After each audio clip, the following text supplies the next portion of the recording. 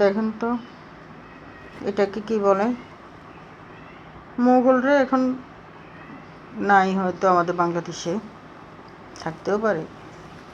তো তাই বলে কি আমরা খাবো না মোগলাই পরোটা?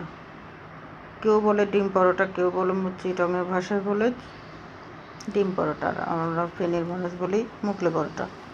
কতটা লোভনীয়, কতটা সুন্দর হয়েছে বিকালের নাস্তার জন্য। হ্যালো এভরিওয়ান, আসসালামু আলাইকুম। সবাই কেমন আছেন? আশা করি আল্লাহর রহমতে সবাই ভালো আছেন, আমিও ভালো আছি আলহামদুলিল্লাহ। তো আমি এখানে 1 বাটি ময়দা নিলাম, দিয়ে দিলাম সামান্য লবণ। আমি ভিডিওটা শর্টকাট করে করছি, কারণ আমার ভিডিও বেশি লম্বা হয়ে গেলে সমস্যা হচ্ছে, ওই জন্য। আর দিয়ে দিলাম কুকিং অয়েল, সাদা তেল। মেখে ভালো করে চটকে মেখে নিলাম। সামান্য পরিমাণ গরম পানি দিয়ে মেখে নিচ্ছি। এখানে দেখেন বড় আকারে একটা রুটি পেলে আমি এখানে পেঁয়াজ, ধনিয়া পাতা, কাঁচামরিচ,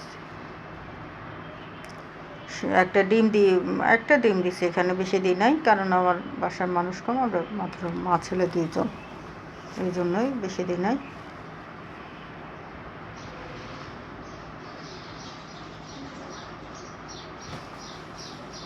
দেখেন মোগলরা না থাকলে কী হয়েছে, আমরা তো খাবো, মোগলের জিনিস খাবো, শাসন আমলের জিনিস খাবো না? শিখে দিয়ে গেছে যখন, আমরা খাবোই। দেখেন এখানে আমি ধনিয়া পাতা, কাঁচামরিচ আর পেঁয়াজ নিচ্ছি। এখানে সামান্য একটু লবণ দিয়ে দিলাম, আমার সিক্রেট গরম মশলাটা। এটা যে কোনো স্পাইসি খাবারে অনেক অনেক মজা। যদি আপনারা কেউ নিতে চান আমাকে ইনবক্সে জানাবেন।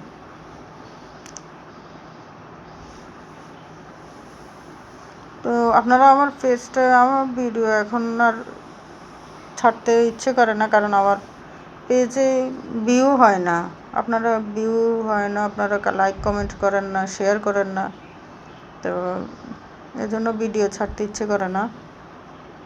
আপনারা বেশি বেশি কমেন্ট করবেন, লাইক কমেন্ট করবেন, শেয়ার করবেন, সাবস্ক্রাইব করবেন, আর পাশে থাকবেন। তাহলে আমি নিত্য নতুন ভিডিও নিয়ে আসবো, আপনাদের সাথে শেয়ার করব। আগ্রহ লাগে, ভাল লাগে, শেয়ার করতে ভাল লাগে, এজন্য শেয়ার করি। আর এখানে আমি আপনাদেরকে শেখানোর মতো কিছুই নাই, আমি নিজেই পারি না। দেখেন